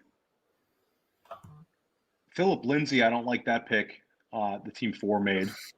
No. God, and let's go back to Team 7 because I know I crapped on them to begin with. I mean, this is the problem, and I know that they're not going to be starting the 4 wide receivers, so I get that. But let's just look at their starting 4 or their first 4 wide receivers drafted because now they have 4 through 11. They would do Devonta, Gallup, Hollywood, and Russell Gage. And I just think that when you're stacking those wide receivers up, certainly some of them are going to bust. Maybe all 4 of those guys bust. We just don't know. Like he is going to be struggling, I think, to find 2 startable wide receivers on a consistent week to week basis. So I think that Devonta will be fine. Yeah. Gallup and Brown are kind of high variance guys. Well, I do like Hollywood. I do like Hollywood. I like Hollywood too, but I prefer Hollywood when he's my flex because you don't have to. I don't like him as my wide receiver too. I like Hollywood a lot, and I think that we've drafted him, and I think that he's good value this year. I mean, to think that he was going in like the 5th or the 6th last year, and now he's going in the 10th in the same format after he had a strong end of the season. I think people are just kind of like still angry about the way the season started last year, and they kind of ripped up their Hollywood tickets. But I think that getting him in the 10th round, it's kind of a no-brainer. But I agree with you. I think that you don't want to not have a wide receiver through 6 rounds. And for us, we usually have one a lot higher. So it's a tough way to build your team. But he really needs those running backs to all absolutely smash, and he needs Goddard to smash. So I would have at least pivoted off of Goddard there. He could have had a Tyler Lockett or an Odell, and I think the team build would have been a lot better there than getting your tight end too. Yeah. All right, so we see a defense go in the 11th, which I'm also not a fan of. We see Wayne Gallman go. Oh my gosh, I didn't even notice the Wayne Gallman. So team 12. I mean, Shelly, we attract some interesting team builders when we draft. So this might be one of the weirder boards we've seen in a while. Gallman has not been getting drafted in these. I haven't seen Gallman go, and he's going here in the 11th round. But I mean, look, I don't know if anybody's benefited. Like I think that team 10, 11, and 12 are sort of all off the rails with what they've done. No, I don't think that like anybody's been able to like truly take advantage of some of the value that's fallen. I think it's been like spread pretty evenly back throughout the rest of the draft. So I like what Habib's done. I like what Tejas has done. Team 4, I like. I think that they've done a nice job. Except I don't like the Lindsey pick, but it's the 11th pick stands out. It's the 11th round though. You can bet on whoever you want. Hit rates for 11th rounders are not that strong. So, if he misses on Lindsey. But I like what he did with Eckler, Mixon, F1, Kupp, Andrews, and then he gets Odell and Juju, 2 guys that I have a lot of exposure to. That's a nice build. And Alex P. Keaton in the chat obviously says calling it weird is just being nice, but sometimes weird and being unique are just both euphemisms for being shitty. So yeah, that is true. That is true. Hey, it's Wayne Gallman season somewhere. So team 12 is being very weird and very unique. Very weird, very unique. Absolutely. It just means they're doubly shitty. The Wayne Gallman pick might be the weirdest one. I think Wayne Gallman pick is more weird almost than the Chase Edmonds in the 3rd round because Gallman hasn't been being drafted in these things. Yeah. Gallman's literally not getting drafted. So Chase Edmonds at least is like a 6th round pick, sometimes a 5th round pick. Power rank the odd shit that happened for Team 12. Chase Edmonds 312, Xavier Jones 912, or Wayne Gallman 1112. I think you're right. I think it goes Gallman, Xavier Jones, Chase Edmonds, or maybe Gallman, Edmonds, Jones. I don't know. So this is going to be a real litmus test here. Does Cole Kmet make it back to us? Because then I wish we would have pivoted off of one of these tight ends. Ugh. Yeah. Well, you know how I feel about that. I'm just sending you a constant stream of just F-bombs in our DMs. Don't check them. You're not going to like what you see. I'm not even going to look. I'm not even going to look. Okay, so we've got a few wide receivers queued up that I like. There's 2 running backs I like a lot. I'd like to talk that one out. It's like whenever you put a running back in the queue, it's like, oh shit, I'm gonna have to talk to Andrew about this one. Well, the two that I have queued up make a little sense. Wide receiver wise, I'm going to load up one more guy. You're up next. Okay, so Now we're in the hole you are here. on the clock. Can I be honest? Can I be honest? Because we're not going to get either of them. Can I be honest? I think I want Rondale and Bateman. You're not going to want that. You're going to want a running back instead. So you're going to have to walk me off of it. But I think I want both rookies. So I would say I would like to go Bateman here over Rondell. I know Rondell's our guy, but we drafted Rondell together a number of times. Okay, but let's talk it out. I do think that the optimal move is grabbing our RB4 here. Do you want Rondell over Bateman? Is this like the bet here? No, let's take Bateman. I really like both of them because I there's no running backs that really. No, hold on. Let's get Bateman so that we have. So we're taking Bateman. So I'm gonna throw it out. I would like to get either Evans, who's our high end cuff, kind of like Dylan, which could win us a number of games if Derrick Henry ever went down. But I will throw out the fact that I don't mind cuffing McCaffrey with Chuba here. I know we don't necessarily want to cuff, but I think that if the 17-game season, they might be a little more, willing to put McCaffrey on the bench for a couple games, 2 games here to save him. I don't mind having the cuff this late at the 13:01 with Chuba. So I think we should take one of them, and I'll kind of defer to you. I know you don't like the cuff. I'm out because I want Rondale. So you pick whichever one is your favorite running back.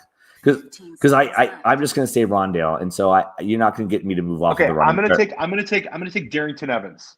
Okay, all right. Okay, so we take because I know you like him more. I know we passed on Rondale, but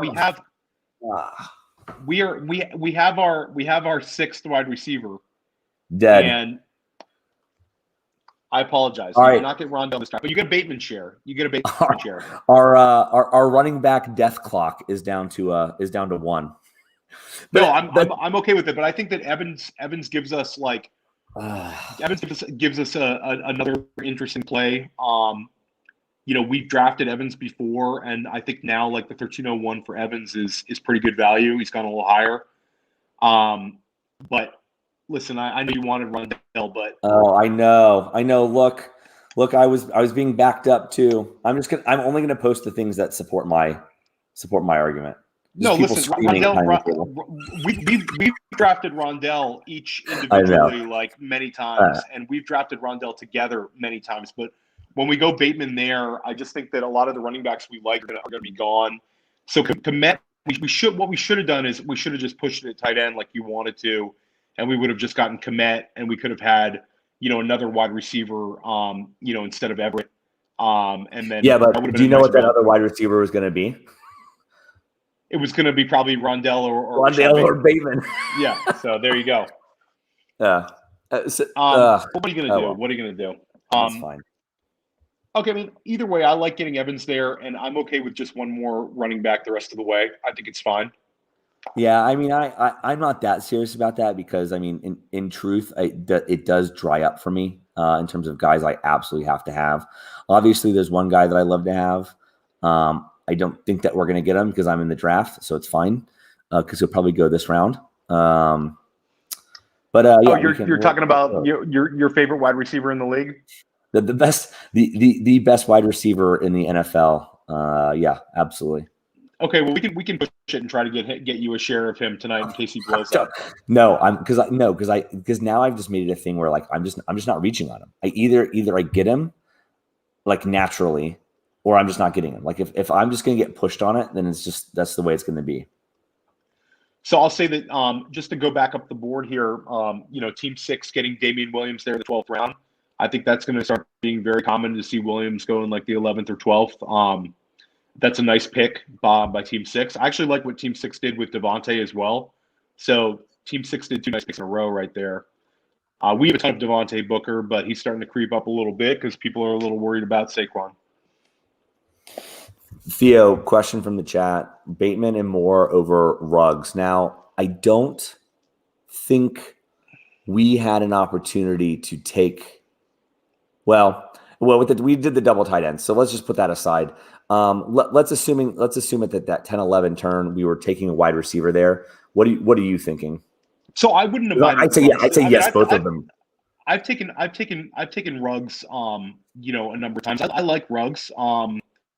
I think Ruggs is a fine pick, but I think that he's in that mix with the Bateman more, where, I think they both have great upside. I think Ruggs will have more of a clear day one role. But I think that, by the money weeks, I think Moore and Bateman could be right there with him. But I like Ruggs. I'm not anti-Ruggs. I have Ruggs in the Dynasty League I'm in with Andrew. And I'm still betting on Ruggs. I think he's talented. I worry about having those old wide receivers in Vegas and them being like a pain in the ass for Edwards and Ruggs. They have guys like John Brown and Willie Snead and those kind of like annoying guys. So I think that it's in the realm of possibilities that Ruggs has a very, very good season, but I'm not willing to ignore the fact that Bateman was drafted to be, a wide receiver one, and I think it could happen, and it could happen during the money weeks. I think Bateman's a stud. I think the only concern is, like any receiver in Baltimore, is he going to get enough targets? But if he's good enough, he could put usage out the window because he's a beast. But I'm not anti-Ruggs. I think Ruggs is fine. I think they're all kind of in those upside wide receivers that go in this range. Like Mooney, I put in there, and trying to see any others. No, Devontae is kind of more the value pick there. But I'll throw Mooney in there as a speed guy. But I would love to see Ruggs be well targeted. I think he could smash, but I don't know. I think it's going to be annoying. All right, so we see a kicker go off the board. Well, T12 is just off the rails. Team 12, yeah. Yep. Again, judging by team names, which I never changed ours back to the clutch like Theo, or clutch like the OG, clutch like the OG. If you go by that, maybe this is his 7th team, and he's just got to diversify his portfolio. So. You can't rag him too hard because it's important to diversify. He certainly diversified with a couple of these picks. So the back-to-back defense and kicker there. We got to keep a running list of what our euphemisms are for shitty. Yeah, unique is whenever Andrew says anything is unique, it's like a horrible insult. Unique, weird, and then it's a diversified team. And then that team looks very diversified. I'll tell you, Team 11 looks nothing like any team you would ever build with Mecole as their wide receiver 3, and only 3 wide receivers through 14 rounds. That's like your nightmare team. Like if you got nightmare scenario. If you logged off and got auto pick to that team, I think you'd be like in a dark place. Yeah. Well, it was such a fun team to start with. The Waller, Saquon Pitts, that is like a dream fun start. Like if you and I had that start when we were doing one of these, we would be going ballistic. Chat would be going nuts. People would be taking their shirts off, screaming for us, just like, oh my gosh, Theo, Andrew, you guys have the most fun. They would. People would be going nuts. You're right. And then just the way that this thing is fizzled out is just a real shame. So it's coming back to us. I have a couple of names queued up. And I think we'll be able to get an agreement on a couple of these, which is nice. Yeah, maybe. Because once all my favorites are gone, I just start throwing in the towel. Yeah, that player's fine. You're just dejected. I know. That's right. I'll throw one more Shelley favorite in. Okay, let me see it. I promise Shelley that we're gonna build one zero RB team. That's our goal. But we keep getting dealt picks where we have to go running back. But I owe Shelley one pure zero RB team where we're just going to sit back and just ride that wave until the 9th round when we take our first running back. God, it's going to be so great. We're going to have almost every position fielded except for running back. Okay, where did so Justin Fields goes? He never falls anymore. I feel like Justin Fields is just starting to go in that, 12th, 13th round. He just never falls when you want him to. All right, so Ertz goes. Yeah. they went off script, but I like the 1st and 15 team that they went Lance Lawrence instead of Lance Fields. Yeah, I love that move, and also it feels like a real fun pivot. And Abib actually talked about this when he came on our pod, and I think it's just fantastic strategy. Is when he takes Lance sometimes as his first QB, and then he gets another. Obviously gets Lawrence, who's got upside, he's got rushing ability, and he's locked in. But he gets a locked in quarterback as like his quarterback 2, so he doesn't have to worry about Trey, starting week 1. I think that's a great upside combo. It's a very, very well built team by Abib, as you would expect. All right, so we have. You are up next. Okay, so I have a couple guys in our queue. So you might get a dream pick here, Shelly. I don't think so. Because I think the team is listening. Now, even if they're listening, they're not gonna take a guy just to break your heart. Yes. Although he. Okay, so we can do this. Okay, so we're gonna take. We did it. We're gonna take Rondell Moore. How we pushed it, and we did it. I can't believe it. Your favorite player in the world right now. I didn't. You know what? I didn't. We didn't deserve him because of what we did to him. So I would like to handcuff here because I agree. So much These are easiest picks for tonight. Okay, so we are taking Chuba at value. We're taking our handcuff in the 14th round. So even people who are anti-handcuff should not have a problem with this pick. So Chuba, to me, if CMC goes down for even for 2 or 3 weeks, Chuba's going to be so useful, and he'll be a top 15 play at running back. So I'm very happy to get this. So we are now team handcuff. And thank the Lord, Theo. Good looking out. Thank you for not spoiling that for me. Good looking out. I owe you one. I appreciate that. And Abib will remember when we gave him his Devontae Booker. We did not snake him on that. So now we're even. True. We're completely even with 1st and 15. So true. Okay. All right. Yeah. I take that get back. Their Booker, and then now we're even. So it's we did give him Booker last draft. That's right. There you go. We weren't going to do that. We weren't going to snake him. Okay. So Rondell Moore at 14-12, huh? Yikes. I love it. Good for me. I love it. So maybe I'm the idiot who keeps taking him way too early. Who knows? So it's really like our 10th and 11th round picks were kind of like the necessary picks, but we were able to get a ton of upside with this team. Yes. And running back structure wise, I kind of like it because we'll throw Carter. Carter week 1 is going to be a kind of a tough putt. Yeah, because it might be a little more Tevin Coleman, but if we get 10 points out of Carter week 1, that's a win. But I think as week 3 or 4 comes around, I think he's going to get more and more volume. I think we're kind of depending on him, but we have some outs here with Dylan and Evans' usage. If Henry misses any time, I think Evans is going to smash.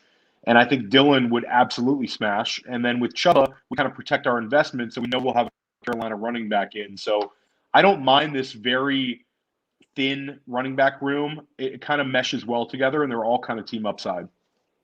No, and now I'm willing to give you back a running back roster spot. Now I'm willing to go to 6 in this team because I'm just so happy that we got Rondell Moore. I'm just paying. I'm paying incredibly generous. Also, what was kind of mean? After we passed on Rondell Moore, Josh said he knows who the rake is. And I think he was meaning us, which I thought was really mean and hurtful and not very funny.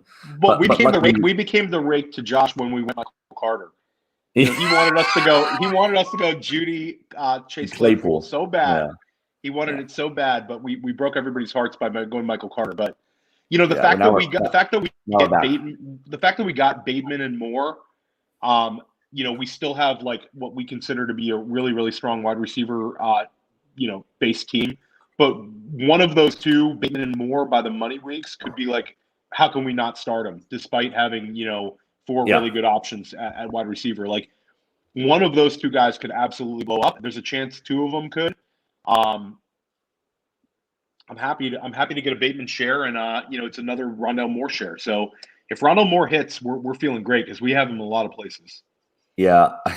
Shout out to Liz. Shout out to Liz in the chat room. We've been trying to figure it out for a while, Liz. He's just getting his guys. He's just diversifying. Theo, last 3 days, Rondell Moore, ADP football guys, all ADP data thanks to Fantasy Mojo. What is his max on? Did we get him at his max? I'm gonna guess yes. I'm gonna guess yes. We did get him at his max. No. 12. Wow. Unbelievable. I was way off on that one. Yeah, I can tell you this. I wasn't in that draft. If it's me, I'm grabbing him more as min than I am as his max. Same thing. Football guy, or excuse me, main event. We won't make you guess, but his max in the main event last 5 days is also the 15-12. So I mean, we're ahead of the market on Rondale Moore because of what he could be. I don't think we're ever wasting a spot in our roster where we're like super reaching for him. But I think that a lot of people are still betting on Christian Kirk. A lot of people are AJ Green backers these days. But I just think the fact Jack Doyle, there you go. This team 12 is nutty. We had our Chargers staff team that where Kyle Pitts went. Now we get but Team 12 might be the weirdest team we drafted with.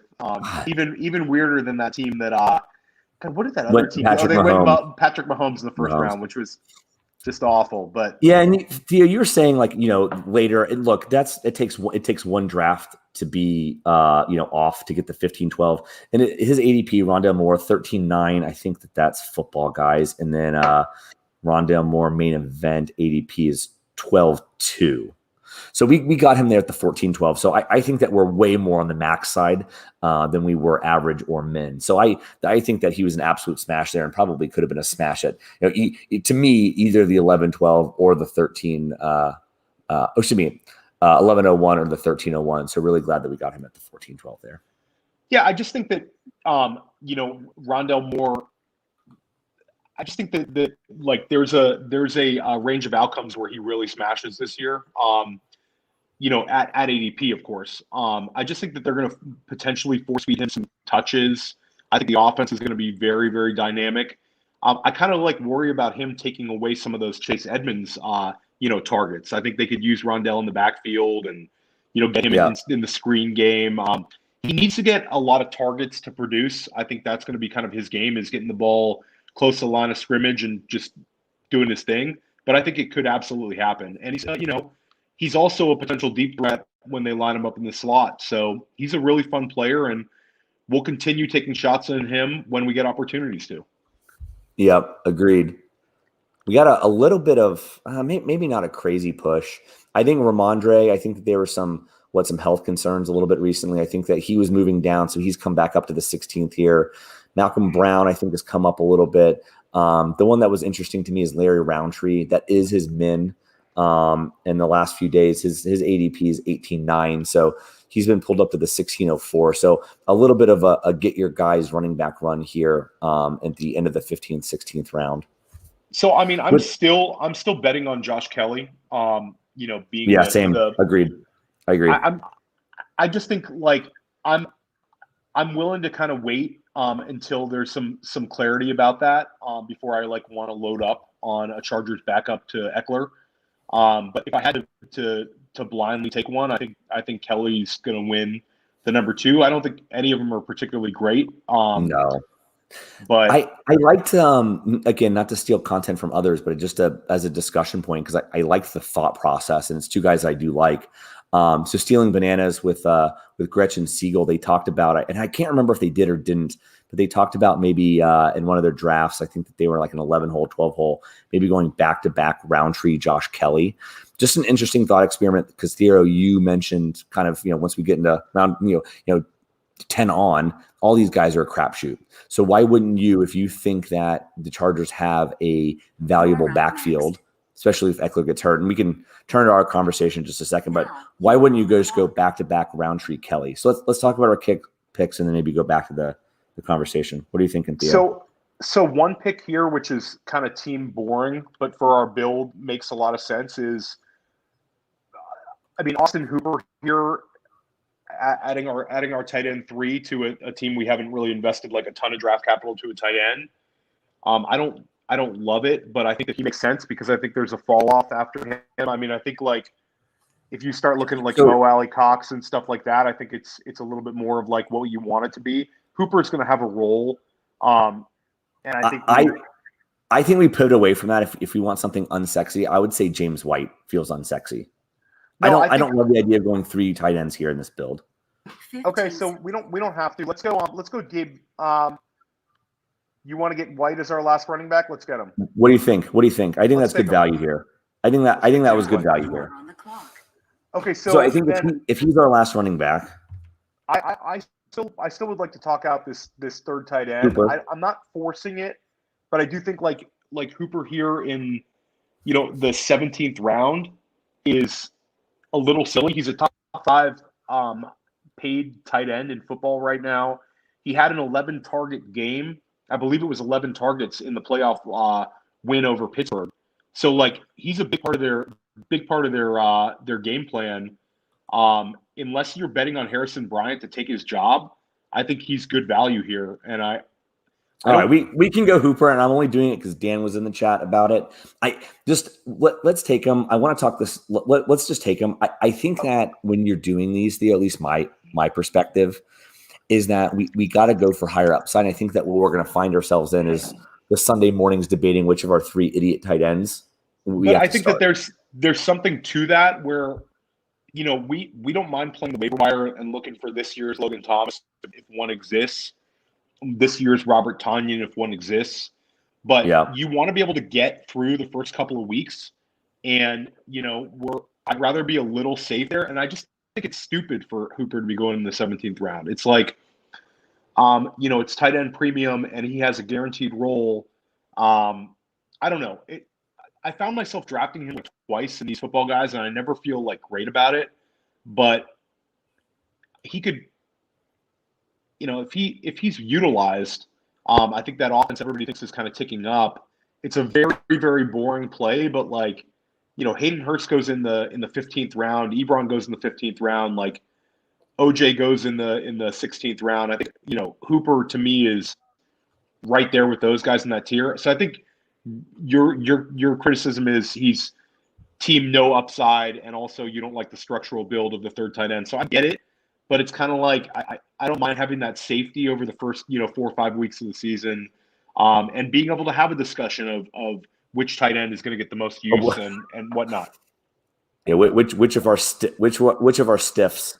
No, I think they're fine. I mean, I just think it's gonna be one of those things where I don't know if there's like a ton of upside, and I get it. We're gonna feel locked in about it, but I just think that over the summer I like the idea of lottery tickets more. Yeah, no, agreed. Especially with the first waiver wire run. Where you're gonna have an opportunity to play waivers before the first game. But I don't know. I go either way. I like where we got James White. I think James White's kind of interesting. Well, that's why like you said unsexy, and I for sure thought you were going James White because he was just staring me in the face there. No, this is literally like like our picks here in the 16th and 17th round is like. You just go to sleep if you look at them long enough. If you want to fall asleep tonight, soundly, just stare at James White and Austin Hooper back to back. But I don't know. I don't mind it. James White, in his range of outcomes is he's a thing. And he's utilized like he was dealing with some tough stuff off the field, like family tragedy type thing. If I recall correctly, last year where he missed a couple games. They kind of gave him the time off, and it just kind of didn't happen with Cam in his first year. But it just, a year ago, people were so excited to have James White next to Cam Newton because of, Cam having so much success with CMC. And now James White's going like 16th, 17th, 18th round. So, I mean, it's fine. And if it doesn't work out, we cut him. But it's just very funny how people were so excited about James White. And now James White is like a complete afterthought. I love the value we got on James White there. Yep. So main event. His max was 15-10, which is interesting because I think that Theo he's like the opposite of the wide receiver that I love. I'm not going to mention him because something bad's going to happen. But James White, I think that you and I on our last stream, I think that we also got a really late share of James White, if I remember correctly. Like I think maybe we got him. We got James White in like the 19th round last time. Yeah. So we have 2 shares of White now, and You see, Sony Michel also goes. So you have 4 Well, that Patriots was backs an auto pick, drafted. so I don't know if that was on purpose or accident. Sometimes hard to tell. Yeah, hard to tell. But Sony's starting to get drafted. Occasionally now that there's Ramondre Stevenson fears that, and let's see who else. Darrell Williams goes. So I mean, it's drying up a little bit. We do. I will say I'd like to draft a QB2 tonight before we have that argument.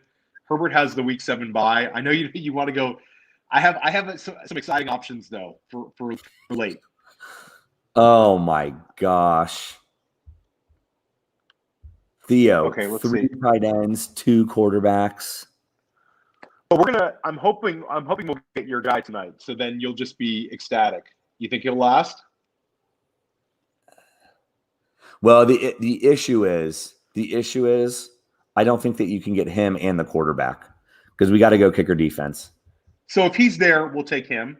And if he's gone, we'll take a quarterback. Or we'll just take the defense we want, and then we'll, potentially take quarterback.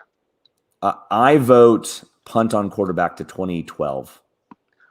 Like literally back into the year 2012.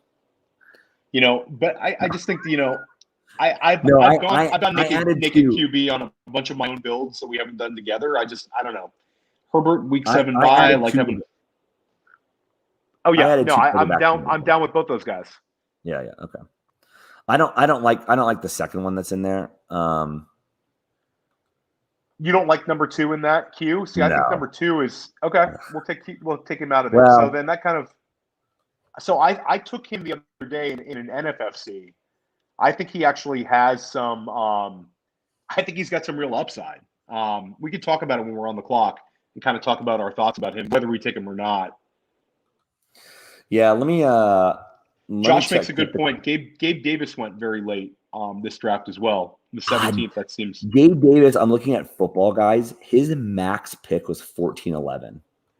Yes, that's super weird. That's super weird.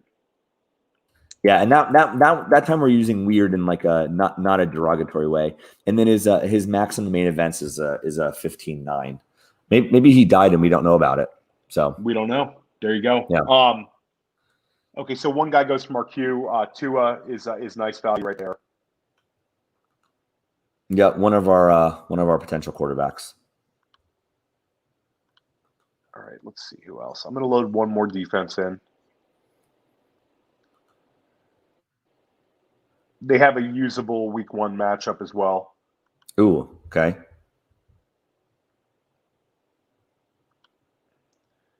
I'll load one more defense in just because of the matchup week 1.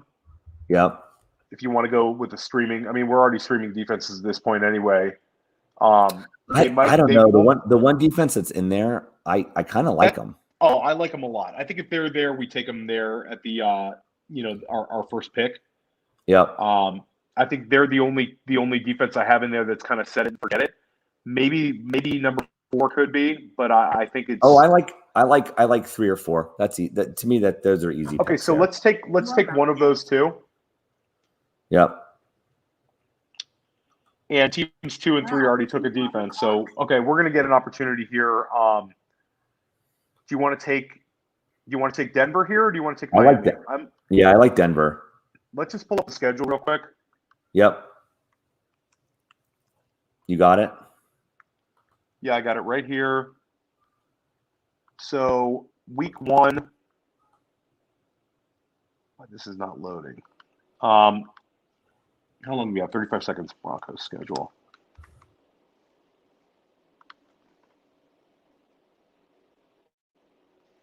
Week 1 at the Giants. Week 2 Jaguars. At the Jaguars. Week 3 Jets home.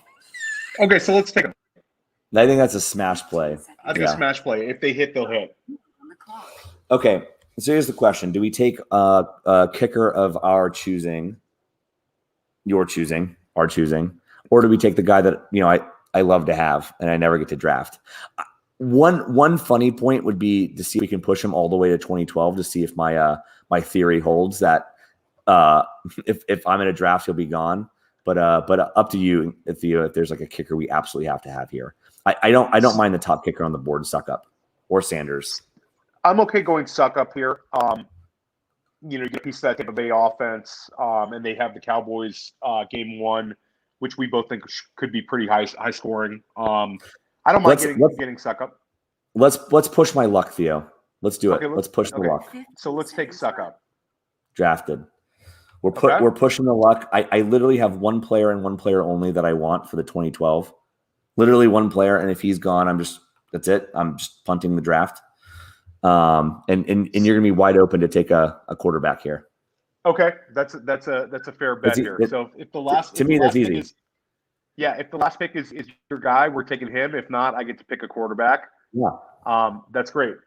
This is the most stress-free pick of the draft. And I will say that the one defense I put in there to stream, like a week 1 streamer, that Carolina defense against the Jets, game 1, the Sam Darnold revenge game where it's Zach Wilson's first start. That's one where I think Carolina could put it on them. Actually, it would be nice for us because we could get some Michael Carter usage on some receptions in a positive game script. But I think that's like if you get stuck on defense and you want to just go streamer, take Carolina as the 12th defense off the board. They're there every time, and they should be better. Yeah, well, there was one of the quarterbacks that Theo was thinking about. So I was talking about Taysom Hill there. Abib takes him. I think Taysom Hill is a great pick late. I took him in an NFFC the other day where I took him in like not the 19th round, maybe the 17th or 16th round. It was a Trey Lance Taysom Hill build. But I think Taysom Hill is going to have so many rushing yards, and I just think it's like, we talk about like the Konami code and quarterbacks with rushing ability. I mean, Taysom Hill has a baked-in floor every single week, and you saw him come in last year where he came in like it was a Drew Brees team, and then Taysom Hill takes over, and they kind of run the Taysom Hill offense. But now it's like with a whole offseason to prepare. I mean, I think like, Abib took him. It's a really good pick. I mean, Abib going 3 QBs there would be the only thing if you want to like nitpick it. But Taysom Hill is gonna produce, and people don't like it. But if you're gonna get that many rushing opportunities, and you have his kind of rushing ability, and you're a threat around the goal line, there's a chance he hits. Shelly, thoughts on Taysom Hill? It just makes you angry about Taysom Hill being on your roster. Well, I'm a Jameis guy, so I'm. Listen, I think we're all Jameis guys. Like in fantasy football, like everybody wants Jameis because you get targets for Kamara and it would be a cohesive offense. But I don't think it's going to be Jameis. And I think now that Michael Thomas and there you go, Shelly, Brian Edwards goes. And now that you have Michael Thomas gone, I think that's going to be like a conservative, run heavy offense where there's not enough weapons for Jameis. Like. You think about like the weapons Jameis had in Tampa where he was slinging. I mean, who the hell is he going to sling the ball to? It's like Troutman and Kamara, and then, his wide receivers are like Marquez Callaway and Harris. Yeah, but do you think Jameis Winston's sitting there caring about who his wide receivers are? The man just wants to toss the rock. He just wants to toss the rock. It's like I think it's going to be like ball control and trying to keep the other offense off the field, and I think it's going to be Taysom Hill, and I think he'll produce a lot more than people want to think. Okay, so Kirk Cousins goes, Cam Newton goes, Baker Mayfield goes. The thing that's so upsetting, Theo, about the Bryan Edwards pick, and maybe he goes anyways because Team 12 is back on the wide receiver train. I think the Bryan Edwards was an auto pick. I think that he got timed out on Cole Beasley, then left the draft, and has just been on auto pick the rest of the time. So that was a brutal Bryan Edwards auto pick. So absolutely. I agree with you. I mean, you're just destined not to have any Bryan Edwards in this tournament. Yeah. And that's your guy. So yeah. Can we make a trade in this tournament? Are we allowed to send trade offers? Do you know if that's part of the rules? I think that's banned in the football guys tournament. Damn. But damn. Okay, so we have. The quarterbacks are flying off the board. So I know who we'll take here if he's there. is are you gonna pull a switcheroo on me and make me happy here? You are up next. No, I'm gonna go with Sam Darnold and build our stack with DJ Moore and Christian Nice. McCaffrey and Sam Darnold. So Yep. we'll grab Darnold in case it happens, and there you go. The player we would have also considered was Elijah Mitchell right there in the 20th, but we went thin at running back this draft, and I don't know. This was a fun build. Yeah, this was good. Yeah, this was a fun build. We've got a lot of firepower at the top. I think that if T. Higgins really hits, I think with AJ, Keenan Allen, DJ Moore, and T. Higgins, I think this team is going to be really tough. We need one of the running backs to become a weekly usable guy. I mean, Carter makes a little sense, but I think Dylan is extremely high upside now. Evans, if Henry misses time, I think he'd be good. And then we handcuffed with Chuba. So we have four. We have four Panthers now, so we have a lot of exposure to them. But I don't love our tight ends, but I think we have enough there to get by. And I really like our wide receivers, and I love having McCaffrey. So it's an interesting build. Yeah, no, I'm happy about it. I think that the toughest thing is going to be, I think my argument with you for that week 1 drop. Which of these assholes are we going to drop to maybe find the week 1 player? Yeah, it's the drop could be Sam Darnold. The drop could be. Well, yeah, I was going to say probably James White, Hooper, or Darnold. I mean, yeah. Just our last couple of real picks. That's just. I mean, I'd hope we could. I'd hope we could hold on to James White and just kind of see what the usage is.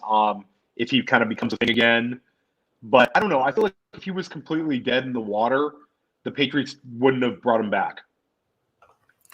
Yeah, and no, totally agree. I mean, I think the thing that's going to be interesting and that we're going to have to preach, I think, probably keep each other honest, right, is the patience.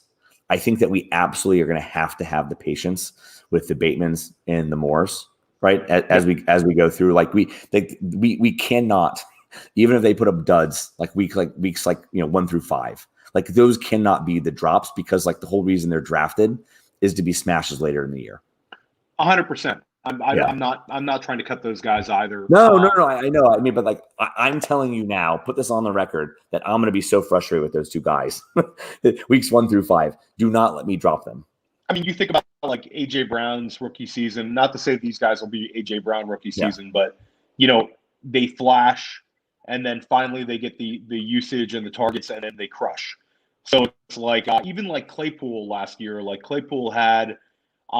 If you think about that Giants game, which I think was their first game where the Steelers just smacked the Giants. Claypool had 2 big plays, had 2 for 50, 2 for 70, and then all of a sudden he has his breakout game. So, with those rookie wide receivers, you have to be patient. But Bateman's the one that's kind of creeping up for me. I just think he's a stud, and I think that they have a plan for him in Baltimore. I'm not going to go overweight on Bateman, but I do want to have some exposure in case it happens. And I think when everybody's telling you a guy won't get enough targets, I mean, people don't know shit. Offenses change, and he could be a proper alpha where they're we need to lean on Bateman, to win an extra playoff game, which the Ravens want to do. So I like the build. I think it was fun. I think Team 2 was really good. I think 9, 10, and 11 are totally off the rails and are absolutely the rakes. Yeah, I think that the winner of this league will come from the first 8 picks, to say the least. Yeah. And I like a couple of these builds here. I think that Team 7 could have done some different things. I like their start with a Taylor CEH Hawk. I would have just pivoted and not gone with. Probably wouldn't have gone with Montgomery, but if you're going to go Montgomery, I probably would not have gone Goddard there. I would have wanted a high-end wide receiver with that build. Team 6, I mean, I don't necessarily agree with – I'm not a huge Golladay guy this year, but I kind of understand what his build was. He pushed it with Gordon, and I think it kind of got away from him in the 7th. I mean, that's just the wide receiver bets that he made I like Galladay out of all of them. I think he's probably got. I'm willing to say he's probably got like a top 10 potential, like right in terms of his like ceiling outcome, like absolutely to me. But I'm just like looking at the rest of these guys. He's got Julio. Okay, that's nice. Fuller, Brandon Cooks, Traquan Smith, Corey Davis, Jalen Reagor, Nelson Aguilar. Like, I just don't think that those are the type of bets that you want to be banking a $500,000 team on. Like, I don't think that those guys are going to pop such that they're going to give you those winning championship weeks. Whereas like somebody who's going to be able to trump you with another wide receiver, one or two. I just think that, you're just not going to have the explosion that you want out of those guys. Yeah, agreed. And like you could look at teams 4 and 5 here. Like Tejas did a really nice job with going Claypool and Tyler Boyd in like the 7th and 8th round to go with his CD and DK. So I like that a lot. Like Claypool could have gone a little earlier. Boyd could always go a little early. I think Boyd is kind of underrated right now. I'm happy when I get exposure to him. And he also got Javonte Williams, which whether you're team Javonte or not, when you get Javonte in this kind of range, it's kind of like that could really swing your draft if Denver gives him the kind of usage he's capable of handling. So I don't have a whole lot of Javonte, but I understand people taking him where he's going, and it's definitely an upside play. Team 4, I think, did some nice things. We talked about them before. I like Team 4 a lot. I think Team 4 has 2 running backs we're a fan of. Wide receiver wise, they get F1 and Cup, followed up with Odell and Juju, and then they get Debo at a great value, and then they get another upside guy we like in Ruggs and a potential bounce back guy in Paris coming off an injury. So there's some pretty strong builds in this draft. Yeah, in Guilds in the chat likes Team 3. I agree with that. I mean, I think that those are the type of bets you want to be making. The Ridley, Deontay, Ayuk, Pittman, like those are 5 beautiful bets. And then to get Gabe Davis, we already talked about that, wide receiver 70 in this draft, crazy value. And then I think that everyone's starting to love like a Nico Collins, Diami Brown. In this case, they got Nico Collins here. I think that's a really fun 20th round pick. To pair that with a Kelsey start plus DeAndre Swift and ETN. Then don't love Fournette, shoot that pick into the sun. But aside from that, I mean, you're making like the really smart bets. And then, of course, you got, Jalen Hurts, I think, pretty good value there in the 10th round, late 10th. So I actually love how they went with Fields and Hurts. Yep. I think it's kind of like, they took 2 very calculated bets and they got, Hurts kind of, at his normal ADP or maybe a little below. And then they get Fields where they took him just slightly higher. But they get 2, high rushing upside quarterbacks. I want more Fields this year. I don't have enough exposure to him. And I think that in the range of outcomes, I think he could have a really, really good season. And I still like Hurts. I have one team where I'm, naked Hurts, where he's my only quarterback rostered. And that team is is a monster. I have, Henderson late to go with a bunch of very good running backs and some strong wide receivers. So I'm really hoping that it comes together for Hurts. But I like how he backed it up with Fields.